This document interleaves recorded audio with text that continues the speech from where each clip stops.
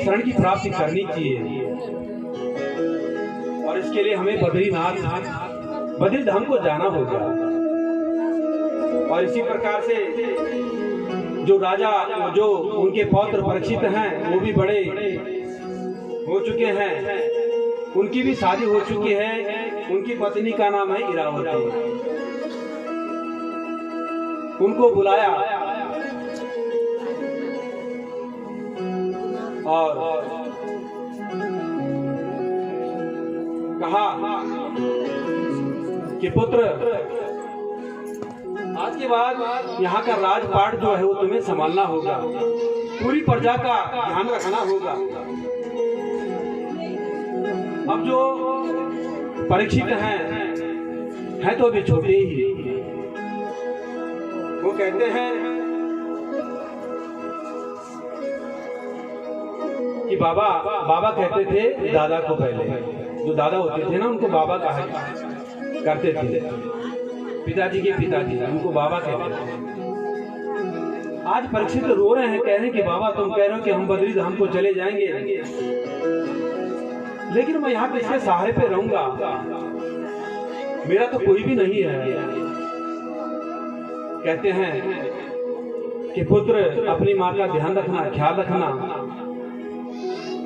और अपनी प्रजा का ख्याल रखना, और हमें इजाजत दें कि हम जा रहे हैं, क्योंकि भगवान कृष्ण के माँ कुंती के बिना एक भी पल नहीं रह सकते। और हाँ, एक चीज है कि पुत्र 3 चीजों को सीख लो, क्योंकि कोई भी मनुष्य हो उसके साथ हमेशा उसके माँ पिताजी नहीं रहते, और एक दिन सबको जाना होता है। ये तो घड़ियां हैं, ये समय है, कभी किसी का कभी किसी का कभी किसी का, ये लगा ये धंधा है, चलता रहता है, ये चक्र है संसार का। पांडव कहते हैं कि बेटे 3 बातें हमेशा जीवन में याद रखना। परीक्षित के आंखों से आंसू झर रहे हैं। कहते हैं दादाजी मैं जरूर आपकी बातों को मन में ध्यान में बना के रखूंगा। पहली बात तो ये है कि आंखों के सामने कभी पाप होते मत देखना। जहाँ पे अन्याय हो अगर वहाँ पे लड़ सकते हो तो लड़ना, और अगर सामर्थ्य नहीं है तो वहाँ से वो वापस निकल जाना, देखना भी नहीं। क्योंकि पाप करने वाले से ज्यादा पाप उसको होता है जो देखता है। अगर रोक सकते हो तो रोक लो, और अगर नहीं रोक सकते तो वहां से निकल जाओ, उस पाप को देखो मत। ये पहला उपदेश है। ये उपदेश किसने दिए थे? पितामह विष्णु ने पांडवों को, और वही पांडव आज अपने पौत्र को दे देंगे। संस्कार होते हैं पीढ़ी दर पीढ़ी, ऐसे संस्कार हम सबको देने चाहिए अपने परिवार में। महाराज दूसरा कहा कि शरण में अगर शत्रु भी आ जाए तो उसको क्षमा कर दो। अगर शरण में शत्रु भी आ जाए तो उसे क्षमा कर देना चाहिए। निर्बल पे वार मत करो, अबला को सताओ नहीं। ये दूसरा उपदेश है बेटा। तीसरा कहा कि घर में अगर अतिथि आ जाए खूब सत्कार करना, खूब सेवा करना। अतिथि का सत्कार करना। अतिथि जिसकी कोई तिथि नहीं होती आ जाए तो उसकी खूब सेवा करना, उसको कहीं पे कोई भी परेशानी ना हो। अतिथि को इस प्रकार से अपने मन को बनाना, क्योंकि अतिथि 1 दिन या 2 दिन 3 दिन 7 दिन 8 दिन इतना ही तो रहेगा ना, फिर अपने मार्ग को निकल जाता है। तो अतिथि का सत्कार जरूर करना।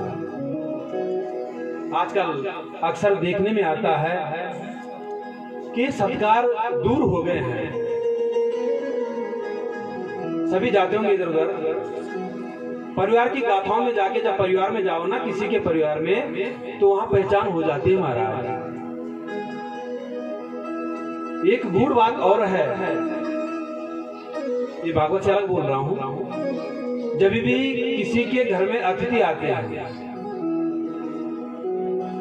जब भी क्या घर में मेहमान आने ना, वे समय पर जरूर ध्यान दो, चाहे पति पत्नी हुई, चाहे भाई भाई हुई, चाहे ननंद भाभी हुई, या देरवानी जेठानी हुई, सास बुआरी हुई। अगर घर में मेहमान आ गया तो वे टाइम फटाफट उसमें झगड़ा नहीं करना चाहना, चाहे वैसे पर तुम्हारी बनी ची नहीं बनी, अतिथि समय कभी भी झगड़ा नहीं करना चाहना। बुआरी के साथ नहीं बनी नहीं बचाता, पर वर दुई अतिथि सेवा करो, दुई भाई ने बचाता, लेकिन अतिथि दुई भाई मिलकर सेवा करो। ये उपदेश है। और अगर तुम मेहमान समझ झगड़े करे महाराज, तुम ऐसे दूसरा नहीं बहुत दूर तो जान भाई में घर में जो परिवार में हर पाँच मिनट टाइम नहीं मिले अपना आपस में झगड़ा फलेंगे। अच्छा एक एक गणों बुनो एक एक गणों बुनो तो पानी कह जो कहने का भाव यह है कि संस्कार परिवार में दो। आज पितामह भीष्म की जो संस्कार है पांडवों को मिले, और पांडवों को जो संस्कार है वो पौत्र परीक्षित को मिल रहा है कि अगर शत्रु भी आ जाए तो उसको क्षमा करना, और तीसरा जो अतिथि आ जाए तो उसका सत्कार करना, आदर करना। और ये तीन बातें गृहस्थ में हमेशा याद रखनी चाहिए। इस प्रकार से कहा, और पांचों भाई उठे द्रौपदी के संग और सीधे बद्री धाम को चले गए। महाराज बद्री धाम को जब जा रहे हैं तो वहां चलते चलते तब आगे जाते स्वर्गारोहण, बद्री से ऊपर पड़ता है स्वर्गारोहण। जैसे स्वर्गारोहण का मार्ग उन्होंने तय किया तो किसी ने किसी स्थान पे देह त्याग दिया, एक ने एक जगह, द्रौपदी ने दूसरी जगह, भीम ने तीसरी जगह, अर्जुन ने चौथी जगह, नकुल सहदेव ने पांचवी जगह अपने अपने देह त्याग दिए। बचे महाराज युधिष्ठिर जो है धर्मराज है, झूठ कभी नहीं बोला, सत्य का पालन किया था। और भगवान कृष्ण से जो भक्ति मांगी थी ना, वो भी यही मांगी थी कि मैं हमेशा सत्य बोलता रहूं, सत्य से मैं पीछे नहीं रहूं। आज युधिष्ठिर महाराज जब चल रहे हैं पीछे देखते नहीं है कि मेरे पीछे भाई आ रहे हैं कि नहीं। भगवान की प्रीति, भगवान के चरणों में अनुराग इतना है, सीधे निकलते जा रहे हैं महाराज। तो कहते हैं उनके साथ स्वान गए थे, स्वान कहते हैं कुत्ता, स्वान उनके साथ गए थे। स्वशरीर कुछ पल के लिए नरक में जाना पड़ा युधिष्ठिर जी को।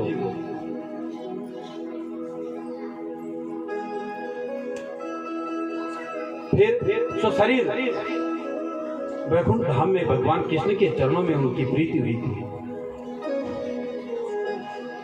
इस प्रकार से पांडव अपना शरीर त्यागते हैं। अब यहाँ देखो राजा जो परीक्षित हैं, अपना राजपाट उनका ठीक से चल रहा है, समय बीता जा रहा है, और समय बीते बीते उनका जो विवाह हो रहा है इरावती से उनके 4 पुत्र होते हैं, सूर, उग्र, जन्मेजय। और जो जन्मेजय उनके हैं बड़े औरस पुत्र हैं। औरस पुत्र कहते हैं महाराज बड़े पुत्र।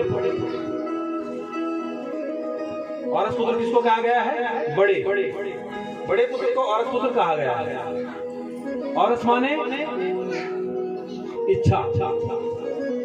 हो ना जब पहले पुत्र गारम, तुम यार गारम पुत्र जान तो बड़ी अच्छा हो चुकी नहीं होगी, और औरस पुत्र हो गया ही तो बहुत बड़ी खुशी लगी यार गारम पुत्र की प्राप्ति हुई है। और जब पहले पुत्र हो जाएगा तो वो बहुत बड़ी खुशी होंगी, और जब दूसरे पुत्र होंगे तो खुशी रहेगी, कम हो जाएगा। और जब तीसरे पुत्र होगा तो लाड का होता है, प्यार का छोटा। ये शास्त्र में भी लिखा हुआ है, भागवत में भी लिखा हुआ है। और उस पुत्र में इच्छा ज्यादा होती है, और जो बीच वाला मंझला पुत्र होता है उस पे उतना प्रेम नहीं होता। ये भागवत में लिखा है, जबकि माँ के लिए सब बराबर है, लेकिन इसके विधान है। और जो छोटा पुत्र होता है वो लाड का, अगर दोनों छोटे को डांटते हैं तो माँ या पिताजी कहते हैं कि अरे छोटा है क्यों बोल रहे हो इसके लिए। बीच वाला पुत्र अगर इधर वाले भी बैठे हूँ तो कुछ नाराज नहीं हुआ हम में बीच की छो अब माता है ना। लेकिन ये है इसीलिए जब क्रिया की जाती है ना तो इन्हें बोला कि भाई बड़ो पुत्र बैठो क्रिया में, बीच वाला ये तो छोटे बैठो, जबकि बीच वाला भी कर सकता है। लेकिन औरस इच्छा ये सत्य है, इच्छा और प्रेम इन्हें के बीच वाले, लेकिन ये इच्छा है, बड़े पुत्र की इच्छा हो गई और छोटे पुत्र का प्रेम हो गया, लाड। इस प्रकार से जन्मेजय जो राजा परीक्षित के पुत्र हैं वो बड़े बड़े लाड प्यार से उन्होंने पाला पोसा अपने बच्चों को। 4 पुत्र हैं। इरावती जो उनकी धर्मपत्नी वो भी बड़ी खुश है। महाराज राजा परीक्षित का राज ऐसे था कि उनके राजपाट में जो गौएं होती थी ना, गाय, वो अपने आप दूध देती थी, पिजाने जरूरत नहीं पड़ी। इतना पराक्रमी राजा।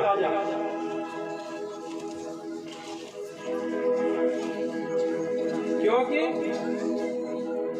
भगवान के परम लाडले थे राजा परीक्षित। गाय अपने आप दूध, उनके थनों से दूध अपने आप निकल जाता था। कितनी बड़ी कृपा रही होगी मेरे भगवान की, मेरे गोविंद की। एक बार प्रेम से बोलो जय श्री राधे श्याम। ऐसी कृपा बनाए रखना, राधे श्याम से बोलो। लेकिन कृपा का बड़े पाना गौड़ा तो पे जाकर छोड़ देना। 1 साल दूध खाओ, 2 साल छोड़ दो, तो गौड़ा दूध तब भी जाके तब भी जाए लगे। कहने का भाव यह है कि मन में संयम रखो, भगवान से प्रीति रखो, विश्वास रखो, जरूर वो पुनः वो दोबारा हो सकता है। गाय अपने आप दूध दे देती थी महाराज। और राजा परीक्षित के राज में कहीं चोरी नहीं होती थी, घरों पर ताल नहीं लगता ताकि बिजाड़ न कहला ताल नहीं लगाने चाहिए। क्योंकि राजा क्या है, सर्वस्व है, बुद्धिजीवी है, बलवान है, शस्त्रधारी है, सबका कल्याण कारक है, सबको एक नजर से देखता है, एक समान देखता है। तो उन्होंने प्रजा को ऐसे बना दिया था, सबके मन में ऐसे भाव भर दिया था कि एक दूसरे के शत्रु कोई नहीं थे। आजकल बोली ना, मैं तो लोगों ने बोला सब क्या बोली, सबका साथ और सबका विकास। वो तो भूल जाए, लेकिन हम तक करण चढ़ो जो काम अपड़वा। अगर हम एक ग्राम का अंदर छो ना, एक गांव का अंदर, तब गांव हमारे बहुत अच्छी एक समूह चढ़ी। क्या फर्क अगर सुख दुख का किमी कोई बीता अंदर तो तुरंत वो पार कर दो, हाथों हाथों मार। कहने का भाव यह है, पहले हुआ करता था ऐसा। तो महाराज कहीं चोरी नहीं होती थी, संकल्प ताला कुछ नहीं लगता चाहे। अब राजा परीक्षित एक दिन घूम के ऐसे आए, उनके मन में एक बात आई कि काफी समय बीत चुका है, मेरे दादा परदादाओं के समय की जो वस्तु हैं मैंने आज तक उनको देखा नहीं है। आज न क्यों मैं उनको देख लूं एक बार। मुझे ना पुरानी इच्छा कि हमारा दय युग जन अगर कोई बात सवाल हो और बरसों तक पूरी नहीं हुआ, तमो तक पूर्ण चलो या फुटू क्यों आ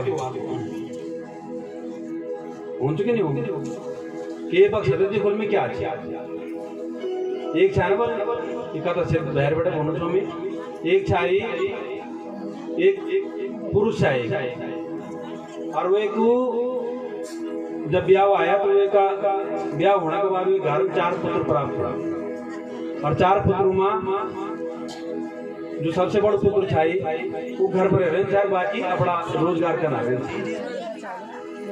अब जो बड़ो पुत्र जो घर पर रहने छापड़ो जीव करो छापड़ो उधर की पूर्ति करो छा समय बीता जान जब आए गया तो वो की पिता जी की मृत्यु हो गया साहब। और जब मृत्यु हुआ, मृत्यु होने के बाद वो पुत्र जो वो भी परिवार बढ़ो वे कभी नाती पोता होगी, लेकिन जो घर में इन्होंने बड़े अपनो परिश्रम के करो छाई वो एक भीतर का भी वो अपना भीतर का की भी निकाह की कोई जल का लगाया दादा परजों का जो बक्सा बुक्सरा और कुछ नहीं दिया खा कभी वो थे लालच नहीं रहा कि मैं कुछ चीज देखा, लेकिन जो भैर छाई उसे वर्षों के बाद घर में की याद आता कि घर में क्यों आ गया। और जब घर पर है ना और घर पर आना बाद दिया खुला कि बड़ा भाई भी नहीं छी, दादा भी नहीं छी, बूढ़ दादा भी नहीं छी, लेकिन जो बूढ़ दादा चाहिए बहुत चालाक था। उन पहली भाग्य था कि मेरा पुत्र के संस्कार से चलना चाहिए, मेरा पौत्र उनका चलन उन एक बक्सा आप समा के दे दिया भीतर और बिल्कुल मखमली कपड़ा ला बांध दिया मान बड़े चमकीलो लगा के बक्सा ढका दिया बिल्कुल ठीक से। और जब घर पर रहना कोई रही और जो बासिंदा था ना घर विदेश समझा दी, अब विदेश समझाना बाद इनका धन की कमाई कहीं समझी कि भरपूर चावल, लेकिन जो लालच हो ना लाल समझ जो वो बहुत बुरी होंगे लोग। अब जब घर पर है ना तो घर पर आने बाद अब भाभी दगड़ा, भाभी का बच्चों दगड़ा लड़न बैठ गई बोल की सब कुछ तुम ही खाना तो घर हम तो जन्म लेते ही जब वो समय हम तो बाहर चल गया चाहे तो कूड़ी पुंगड़ी खेती सगोड़ी सब तुम ही खाना तो आज का हम चले झगड़ा इनका परसों बड़ा माना चुहा तुम दादा के नाम तरह की जो चीज है कुछ दिया भी जमते तो भाभी अबलत कुछ नहीं बोली थी वो भी हम तक पता नहीं कि हम भीतर क्या आता है क्या नहीं चाह हमला तक चल कर लगाए से हाँ अगर दिख रहे तो भाई जो ससुर जी जो चुकल जो भीतर चा वो हमारे सब सुबह कहीं रहना और वो गुजर के भी सामग्री के रावली हम घर में हम हाथ भी नहीं लगा वो किधर ही चरी वो ताला लगा चलने पता भी नहीं कि चाबी जो भी कर दी महाराज।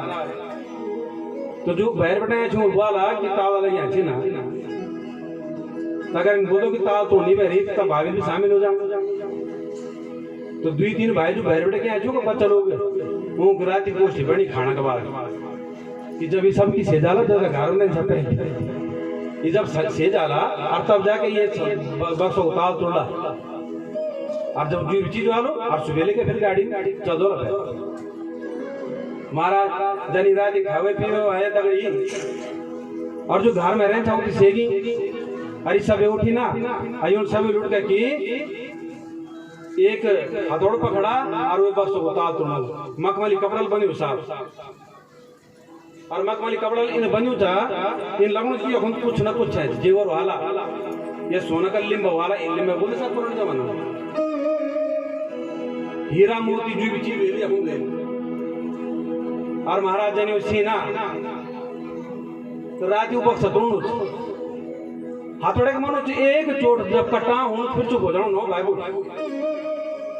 5 मिनट चुप और जब कोई हरकत नहीं होनी पहले दूसरी चोट मानो फिर भी हरकत नहीं होनी इन करदा ऊन ताल तोड़ जा हमारा ताल तोड़ा वो फरवरी जो कपड़े लिपटाए अच्छा है वो हटे बड़ा प्रेम से और काट हो बक्सा वो टाइम भरी चदरा बक्सा नहीं रहता काट करें और काट हो बक्सा फाला समूह खोल के और काट हो बक्सा खोलने बाद जो भीतर सामान के आजा वो पीला मखमली कपड़ों पर ढकाई कान कपड़ों पर पीला कपड़ों पर बिल्कुल लपटे के धरी हैं और वो खुद के धरी चा समोया समझियो समय एक चीज आके अगर तुम कपड़ों दगड़ धर लिया किताबों दगड़ धर लिया तो कभी भी कीड़ा नहीं लगता बहुत अच्छी खुशबू आंदे जैसे हम बेवा को बटा हम भी काम कर दो कच्ची हल्दी जीरा दी समय लिखे जा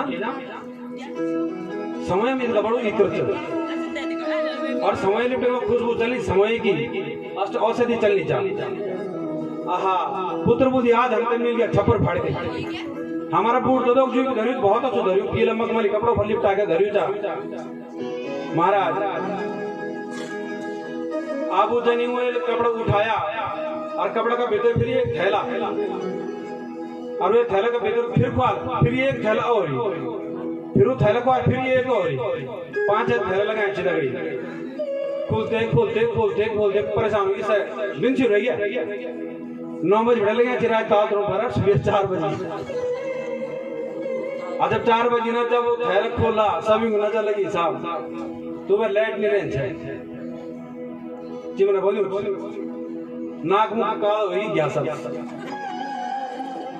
बड़ा परेशान किया उनकी हुआ और जब वो थैला खड़े आया और थैले खड़े आंदे ये छावा होंदा 5 गंगलोड़ा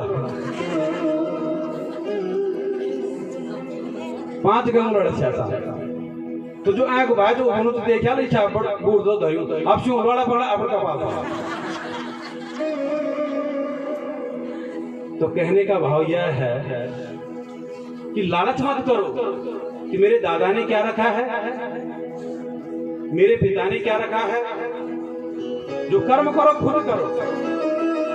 कहने का भाव यह है जिनका परिश्रम नहीं कर रहा हूँ ढूंढो पर तब भाई में नहीं बिगड़ता नाग मुख विकाल नहीं होता है और तब मिली नींद भी खराब नहीं होती सियात नहीं चाहिए। तो कहने का मतलब यह है कि आज राजा परीक्षित को क्या हुआ, उन्होंने सोचा कि मैं कुछ देखूं तो एक संदूक है महाराज और उन्होंने वो संदूक को खोला तो उसमें खोलते ही चमक आई और इतना तेज कि उन्होंने संदूक को पहले देखा कि ये चमक आ किसकी रही है। जब उन्होंने कपड़ा उठाया तो कपड़े के नीचे क्या रखा था, मुकुट, और वो मुकुट था पूर्ण स्वर्ण का। और आज राजा परीक्षित ने उस मुकुट को अपने सर पे पहन दिया और मुकुट को पहन के और चले कहां, सुदूर जंगल की ओर। सुदूर माने बहुत दूर जंगल की ओर। कहते हैं भागवत में लिखा हुआ है कि राजा परीक्षित ऐसा राजा था कि जो क्या करते थे, भेष बदल के ऋषियों के घर पे भेष बदल के झाड़ू लगाते थे, बर्तन साफ कर लेते थे, ऐसे राजा था। लेकिन समय होता हर चीज का। आज उन्होंने वो मुकुट पहन लिया और चले कहां, सुदूर जंगल। चलते चलते जब आगे जा रहे हैं तो आगे जाते ही उनको क्या हुआ, उन्होंने देखा एक जगह पे एक गौ माता है और वो रो रही है। गाय की आंखों से आंसू गिर रहे हैं और गौ माता के सामने बगल पे एक बैल है और बैल कैसा है, एक पांव पे खड़ा है। जिस बैल के 3 पांव कटे हुए हैं, एक ही पांव पे खड़ा है। आप मन में दर्शन कीजिए, अगर ऐसी स्थिति हो कैसे वो बैल खड़ा रहेगा। गौ माता रो रही है और जो बैल रूपी है वो देख रहा है गौ को रो रही है। वो कहता है कि हे माते तुम क्यों रोती हो। ये दृश्य देख रहे हैं राजा परीक्षित कहीं झाड़ी के पीछे से। तुम क्यों रोते हो। महाराज जो गाय रूपी है ना, वो कौन है, पृथ्वी, और जो बैल रूपी वो धर्म है। गाय है पृथ्वी, इसलिए कहा जाता है कि गाय का तिरस्कार मत करो। गाय का तिरस्कार करोगे ये अखंड सत्य है। जब जब गाय का तिरस्कार हुआ है हर युग में तो पृथ्वी बीजहीन हो जाती है। यह अखंड सत्य है, प्रमाण है। जब भी गाय का तिरस्कार हुआ ना किसी भी युग में तो पृथ्वी बीजहीन हो जाती है। राजा परीक्षित के राज में जब पृथ्वी का अपमान हुआ, गाय माता का अपमान हुआ, ये जमीन उस समय भी निर्बीज हो गई थी। वो तो भगवान पृथ्वी की कृपा है कि ये पृथ्वी में फिर अन्न की उत्पत्ति हुई थी। और आज भी दृश्य देखे होंगे। सबसे पहले गाय का अपमान किया हम लोगों ने और मुख के सामने देख लो पृथ्वी बीजहीन हो चुकी है। ये अखंड सत्य है महाराज। तो गाय की सेवा करनी चाहिए, गाय का पालन करना चाहिए। आज ये धरा रूपी जो गाया है रो रही है। बैल रूपी धर्म पूछता है कि माते तुम रोती क्यों हो? क्या इसलिए रोती हो कि मेरे 3 पैर नहीं है, मैं एक ही पैर पे खड़ा हूँ? या इसलिए रोती हो कि तुम्हें कोई छोड़ के चला गया है? या इसलिए रोती हो कि तुम्हें कृष्ण की याद आती है कि भगवान कृष्ण ने यहाँ पे कितनी ही लीलाएं की हैं? इसलिए गाय माता कहती है कि हे बैल, मैं इसलिए रो रही हूं, तुम्हारे पैरों के वास्ते भी रो रही हूं, और इसलिए रो रही हूं कि ये जो काल रूपी कलयुग है ना, ये पहुंचने वाला है। वो जो बैल रूपी के 3 पांव कटे हुए किसने काटे? कलयुग ने। विशाल वक्षस्थल बहुत बड़ा, जिसका शरीर है काला कलूटा, आंखें लाल, लंबी लंबी भुजाएं, विकराल एकदम, हाथ पे नग्न तलवार पकड़ के खड़ा हो रखा है। कभी बैल को सताता है, कभी गाय को सताता है। महाराज, गौ माता रोती है, कहती है कि ये कहीं ना कहीं नाश कर देगा, धर्म का भी नाश हो जाएगा। और जब धर्म का नाश हो जाएगा तो पृथ्वी पे कौन रहेगा? स्वतः ही मेरा भी नाश हो जाएगा, गाय कहती है। ये सब बातें सुन रहे हैं राजा परीक्षित। राजा परीक्षित कुछ देर बाद आ जाते हैं, कहते हैं कि ये बैल रूपी धर्मराज, आपकी ये हालत किसने की है, और वो भी मेरे राज में? आप मुझे बताओ कि तुम्हें ये दुख किसने दिया? तुम्हारे 3 पैर किसने काट दिए? और ये पृथ्वी स्वरूप गाय, तुम्हारे शरीर पे ये निशान कैसे हैं? क्योंकि जो काल रूपी कलयुग है ना, उसने चाबुक से गाय को मारा हुआ है, निशान पड़े हैं गाय पे। परीक्षित कहता, मेरे राज में आज तक ऐसा नहीं हुआ, और आज धर्म का अपमान, पृथ्वी का अपमान मेरे सामने, तो मेरे लिए धिक्कार है। अरे मैं यहाँ का राजा हूँ, और प्रजा की सेवा करना मेरा कर्तव्य है, प्राणियों की सेवा करना मेरा कर्तव्य है। मुझे बताओ। कहते हैं गाय और बैल कि किसका नाम ले? हमें किसने मारा, किसको बोले? अगर शास्त्रों की हिसाब से बोलते हैं, शास्त्रों के हिसाब से, तो शास्त्र क्या कहते हैं? ओ कर्म प्रधान विश्व ही रच राखा, जो जस करी सो तस फल चाखा।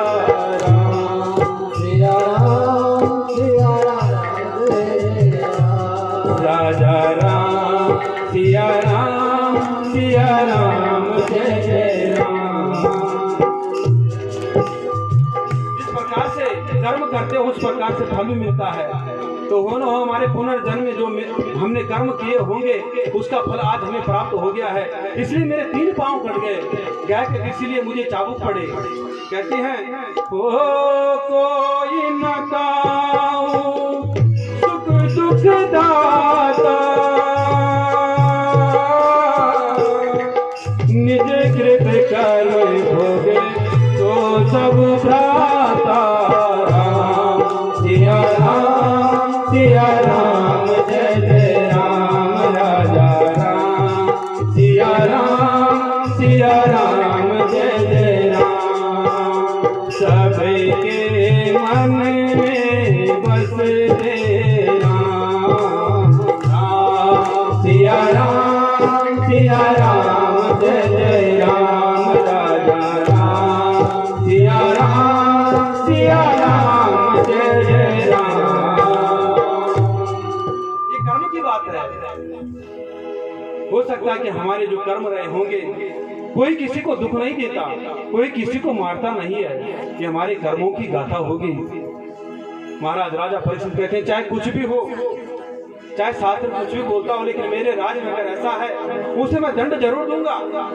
मुझे बताओ तो सही, चलो कोई बात नहीं, तुम अगर नहीं बताते ये बैल रूपी धर्म और गाय रूपी पृथ्वी पर मैं ढूंढ लूंगा। महाराज सांत्वना देते ही और कुछ दूरी तक जाते हैं राजा परीक्षित, और तभी काला कलुटा वहां पे जो कलयुग है उसका प्रवेश हो जाता है। लंबा चौड़ा जो है वक्षस्थल बहुत चौड़ा, लंबी लंबी भुजाएं और हाथ में नग्न तलवार लेके आज दोबारा आ रखा है किसको, बैल रूपी जो उसका एक पैर है उसको काटने के लिए। और ये बैल रूपी है धर्म।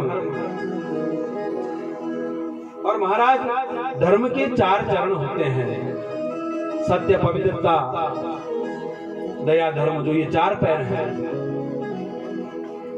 3 तो काट चुका है, अब बचा हुआ है सत्य,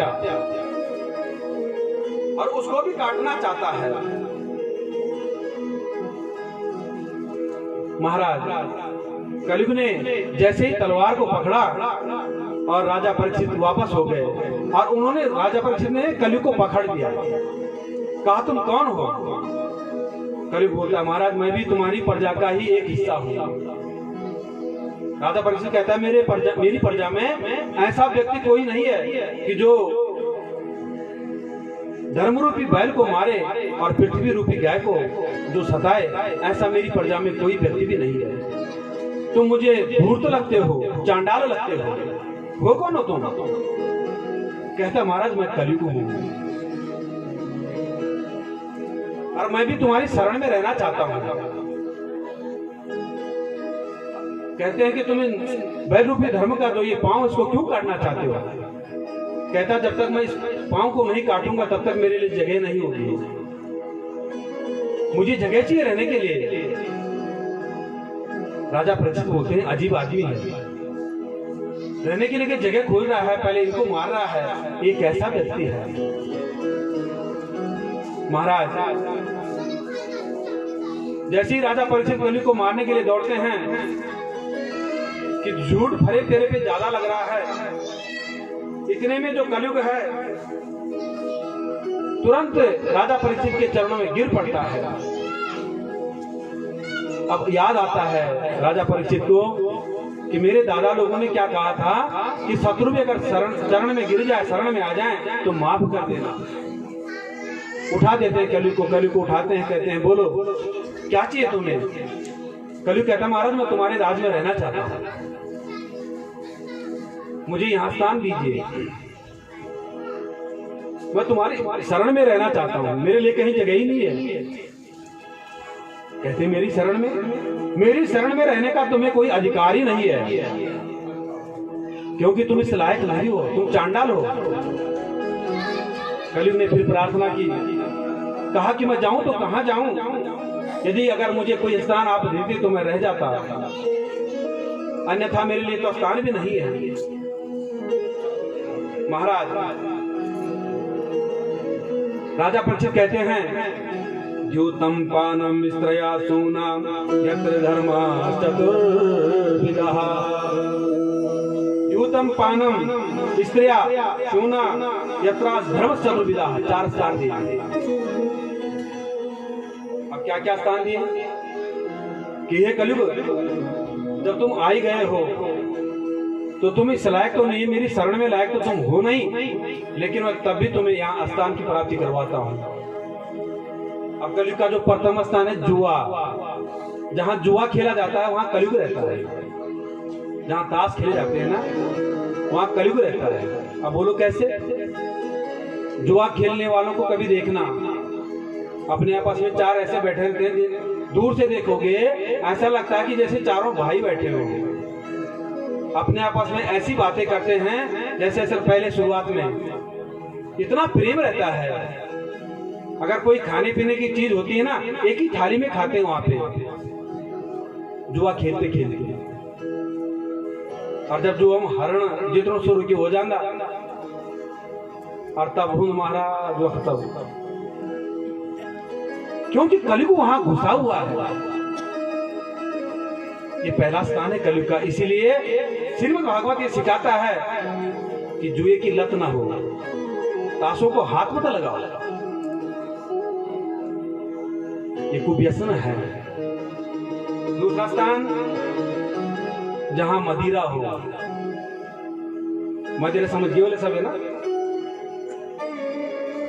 वो तो भुड़क रहे हैं, उसका सेवन नहीं करना चाहिए। देखा होगा आजकल तो हमारे एक नियम बन गया करो, खास करनी पड़े उत्तराखंड की भूमि बात करो, टेबल लगे जाना चाहिए ना, इन परोसे जानो जो आहा नाना प्रकार का के वो दियो जे बोला लवामा के वो दीवान की तो लगे जाना चखना नाना प्रकार का करके बुद्धिजीवी तीन छिन की जगन मंगल स्नान हूं जो ने सामगत खटक खड़गा जने। घर पे लक्ष्मी का वास होने वाला है कल। सुबह भगवान नारायण का स्नान करवाया, मंगल स्नान। मंगलम भगवान विष्णु मंगलम गरुड़ध्वजा मंगलम पुंडरीकाक्ष मंगलाय तनोहरि मंगलम लेकानां तु पाटकानां तु मंगला मंगलम सर्वलोकानां भूमर भूपति मंगला। ब्याह होनो छे बाण पूर्णा जी बाण दीणा जी बियोलत है हाथी को बटन लनोज आहा रुद्राक्ष की माला या मोती वैजंत की माला पहने जान बियोलत है। भगवान के स्वरूप बनेंगे वर नारायण, जिनका नाम है वर और नारायण भगवान का स्वरूप। और उस वर नारायण को तुम शाम को तो देखो कहीं बैठा हुआ अपने सखाओं के संग, मित्रों के संग, वह हुई खुलियो जा चलनो जा। कैसे संस्कार हो गए, टेबलों पे सजाया गया है। एक चीज में एक चीज और बोलना चाहूँ व्यासपीठ बटे की इस चीज पे गौर करें, पुरुषार्थ जरूर सुने। मात्र शक्ति तो चाहती नहीं है, बिल्कुल भी नहीं चाहती कि ऐसा हो, क्योंकि एक हम पंडित हैं, हर घर पे जाते हैं और हर घर की कहानी हमें पता होती है। जब कभी जजमान लोग वाला ना हमारा अगर मेरा जब कभी जजमान लोग वाला मैं हर घर की दास्ता जाऊंगा ये परिवार में कंचेन क्या छी यूं कुछ लुका खच खां दुका खमच मैं सब जानू जो मेरा जजमान वाला यूं को व्यवहार कंच मेरा समान आदर कन कभी सब पता होता है ब्राह्मण को। क्यों? वो आपके साथ भाव से जुड़ा हुआ है और यजमानों का भी ऐसा ही भाव होना चाहिए, क्योंकि पुरोहित कभी किसी का अनहित नहीं करता, पूरा हित चाहता है। तुम्हारा ये कहना चाहता हूं पुरुषार्थों को कि जैसा हमारा ये नियम बन गया है ना, टेबल लगा के सजा के और मदिरा को हम वितरित करते हैं। ये चीज से भूल जाना चाहो कि हम तो वितरित करना चाहो, हम पीना चाहो, लेकिन जो हमारा पता छीने छूट छूटा वो था कि कुमार के मिलनो चो वो दिखना चाहिए यार इज्जत होनी चाहिए। टेबल लगी ऊंचा तरह तरह के चखना रखना चाहिए तो जो बच्चा जब आकर्षित होनो है पर कि कह दिन में 8 दिन ब्याह में बैठू सी नहीं, जबकि ये नोट चढ़ा कह दिन में 8 दिन ब्याह में बैठू पूजा कह दिन में 8 दिन इनाम की दिन में लिखो कह दिन में यार इन दिन ब्याह की मैं क्या की सेवा करो। आज ये संस्कार भूल गए लोग और इसका पूर्ण रूप से दोष में जो दूंगा वो पुरुषार्थ में दूंगा। ये पुरुषार्थ का दोष है, मात्र शक्ति का नहीं है। मात्र शक्ति तो अभी भी अपनी शक्ति पे है, देखते हैं हम।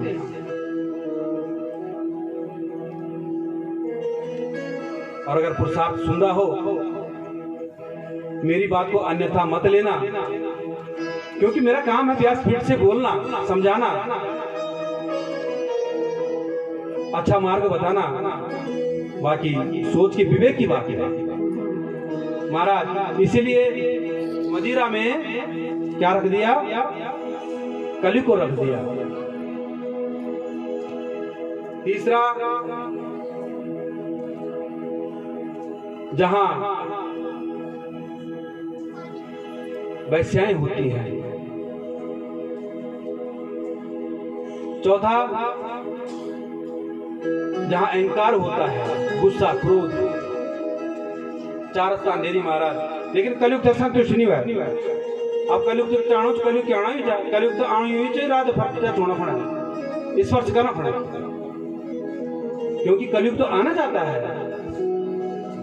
महाराज कलयुग बोलता है कि महाराज आपने मुझे स्थान तो दे दिए, लेकिन 4 स्थान ऐसे दिए जहां दरिद्र है, मुझे कोई उच्च स्थान तो दो ना। कहते हैं उच्च स्थान अनायासी राजा परीक्षित के मुंह से निकल जाता है कि जाओ तुम स्वर्ण में भी वास करो, सोना में भी वास करो, स्वर्ण माने सोना, वहां भी तुम्हारा वास हो। महाराज अब जानी बोल के स्वर्ण में वास करो, तो सोना में तो बहुत चीज ना। गीता में लिखा हुआ है कि धातूनाम अस्मि कांचनम, धातूनाम अस्मि कांचनम, धातुओं में अगर मैं हूं तो कहां हूं? स्वर्ण में हूं। कौन कहते हैं? श्री हरि नारायण, कि स्वर्ण में भी मेरा वास हो। ऋषिया कहते हैं कि महाराज अगर स्वर्ण में भगवान का वास है तो कलयुग कैसे चला गया वहां? कहते हैं कि कलयुग इसलिए ऐसे गया, हर स्वर्ण की बात नहीं कही गई है। जो स्वर्ण लूट का हो, चोरी का हो, अहंकार का हो, किसी को सता के लिया हो, अत्यधिक स्वर्ण जो भी हो, अत्यधिक उसमें वास हो। और जैसे ही स्वर्ण की बात आई और कलयुग ने अपना सूक्ष्म रूप बनाया और राजा परीक्षित के शीश में बैठ गया। क्यों बैठा शीश में? आज जो मुकुट नहीं पहना है राजा परीक्षित ने, और मुकुट में वास कर दिया। महाराज बस ऐसे करते हुए राजा परीक्षित ने अपने तपोबल से पृथ्वी को ठीक किया, धर्म रूपी बैल को ठीक किया, वहां से चल पड़े। और कलयुग तो वास कर चुका है, कलयुग को स्थान मिल चुके हैं। जुआ, मदिरा, वैश्या, अहंकार और स्वर्ण, पांचों जगह में बिल्कुल पांव पसार के अब सो रहा है कलयुग। महाराज जैसे ही कलयुग वास करा स्वर्ण में, राजा परीक्षित अब आगे चल रहे हैं। चलते चलते धूप के कारण उनको प्यास लग गई, और जैसे प्यास लगी तो कहीं एक आश्रम दिखाई दे रहा, वहां चले गए। जब कुछ देर आगे गए उनको भूख भी लगनी शुरू हो गई। अब वहां पे एक ऋषि बैठे हैं जो तपस्या में लीन हैं, जिनका देहाभ्यास छूट रखा है। देहाभ्यास माने मुझे पता नहीं कि मेरा शरीर भी जगम, जबकि मैं चीजें बैठ रहा ना, हम लोग अगर हम तपस्या में बैठ गया तो हम बूझो ना कुछ देर बाद कि हम कसम बैठे हैं। जब मन लग जान तब न कहीं दर्द हो, न खुटा पटांदा, न कहीं चिंता हुई, शोर कहीं नहीं जाऊंगी। इसी प्रकार से देहाभ्यास कर रखा है किसने? वो ऋषि ने। और वो ऋषि कौन है? उनका नाम है समीक ऋषि। और समीक ऋषि के आश्रम पे जैसे ही जाते हैं राजा परीक्षित कहते हैं कि कुछ जल तो पिलाओ। हे ऋषि, हे महात्मन, कुछ भोजन तो करवाओ। लेकिन ऋषि की तरफ से उत्तर नहीं मिलता। राजा परीक्षित थोड़ा क्रोधित हो जाते हैं, जबकि ऐसा राजा परीक्षित का लक्षण नहीं थे, ऐसे उनका चरित्र नहीं था। लेकिन आज क्योंकि कलयुग सर पे बैठा हुआ है स्वर्ण में, समीक ऋषि देखते नहीं है। कुछ देर के बाद राजा अंदर जाते हैं, खुद पानी निकाल के पीते हैं और ऋषि के सामने कहते हैं कि जैसे ही मैं आया तुमने आंखें बंद कर ली, ढोंग करते हो। ये कलयुग बुला रहा है। और महाराज राजा ने इधर उधर देखा तो ये एक जगह पे एक सर्प पड़ा हुआ था, नाग काला मरा हुआ। राजा परीक्षित ने अपनी तीर निकाली तरकस से और तीर से निकाल के तीर की नोक से और समीक ऋषि के गले में वो सर्प डाल दिया और चले गए वहां से। और जैसे सर्प को देखा किसने? उस ऋषि के शिष्यों ने, और दौड़े चले आए। ऋषि के जो पुत्र हैं उनका नाम है श्रृंग ऋषि। श्रृंगी जो हैं वो कहीं स्नान करने जा रखे हैं सरोवर पर। और ऋषियों ने जैसे ही छोटे छोटे जो ऋषियां हैं उन्होंने तुरंत जाके शीघ्र बोले श्रृंग ऋषि से कि गुरुपुत्र, आपके पिताजी के गले में ना किसी ने मरा हुआ सर्प डाल दिया है। और श्रृंग ऋषि वहां से दौड़ के चले आते हैं पिताजी के सामने, और जैसे पहुंचे उन्होंने देखा कि मरा हुआ सर्प मेरे पिताजी के गले में पड़ा हुआ है।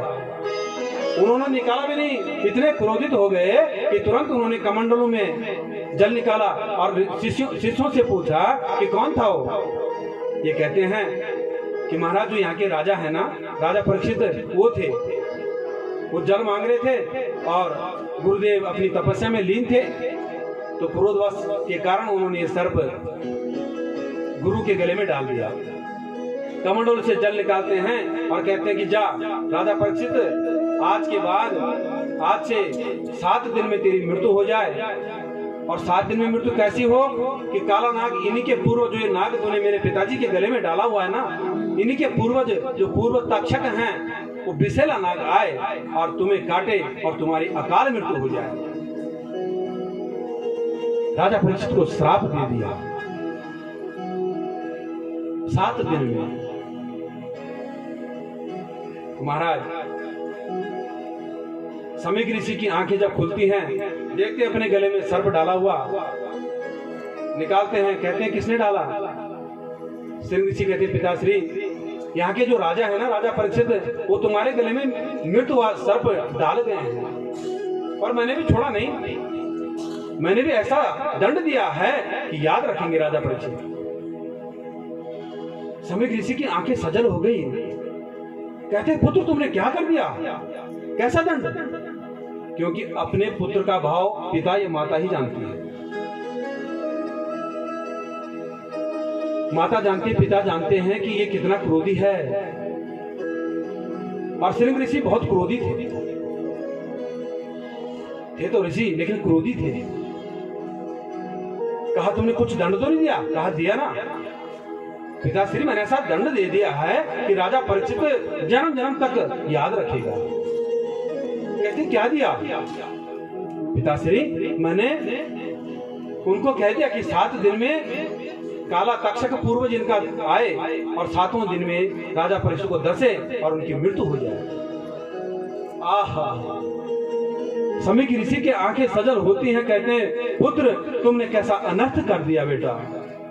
इतने बड़े राजा जिनका हृदय करुण से भरा हुआ है, धर्म से भरा हुआ है, दया से भरा हुआ है, अरे जिनके कारण आज हम इस निरंजन वन में, निरंजन वन जहाँ कोई जन नहीं रहता, इस वन में तपस्या करते हैं निर्भीक होके, किसके कारण, राजा परीक्षित के कारण। और आज तुमने उसी को दंड दे दिया। तुम मेरे पुत्र कहलाने योग्य नहीं हो, तुमने अनर्थ कर दिया पुत्र। आज मुझे लज्जा आती है तुम्हें पुत्र कहने में। अब लेकिन अब तो वापस भी नहीं हो सकता। श्रृंग ऋषि कहते हैं कि पिताश्री, मैंने जो दंड दिया तो दे ही दिया, लेकिन एक चीज है कि 7 दिन में अपना उपाय वो खोज ले कि उनको मोक्ष की प्राप्ति कैसे हो। महाराज गौर नाम का उनका शिष्य